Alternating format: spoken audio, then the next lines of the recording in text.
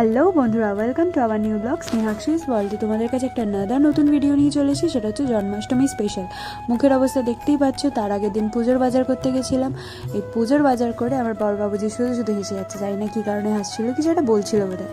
তারপর পুজোর কেনাকাটি করে পরের দিন দুপুরবেলা দিদি চলে এসেছিলো। দিদি A to Z রান্না করেছে, আর সবাই বলছিল দিদির রান্না বেস্ট বেস্ট বেস্ট, খুব ভালো হয়েছিল দিদির রান্না।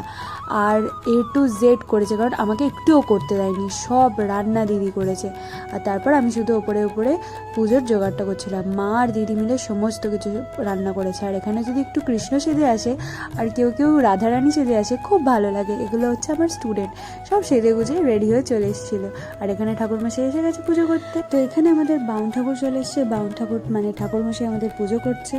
পুজো টুজো করে এখানে এই যে দেখো, এই যে মেয়েটার কথা বলছিলাম স্টুডেন্ট, ওই পাশে ঘন্টা বাজাচ্ছে, ও খুব সুন্দর রাধারানী সেজে এসেছিলো, আর খুবই ভালো লাগছিল। আর বাউনের পুজো বলো থেকে শুরু করে সব কিছু ভালোভাবে সুসম্পন্ন হয়েছে।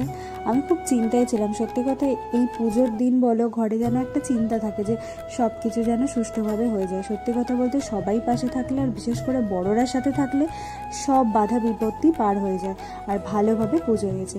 সবাই মিলে আমার সাথে বলো, জয় শ্রীকৃষ্ণের জয়।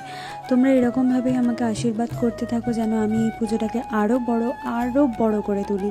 আর সত্যি কথা বলতে এই আরও বড় করার পেছনে আমার আরও ভালো লাগে যখন আমার সারা পরিবার থাকে একসাথে।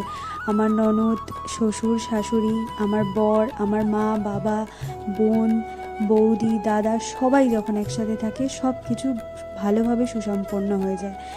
আর এইটুকুনি ছিল তোমাদের কাছে শেয়ার করা। দেখা হবে পরের ভিডিওতে। টাটা।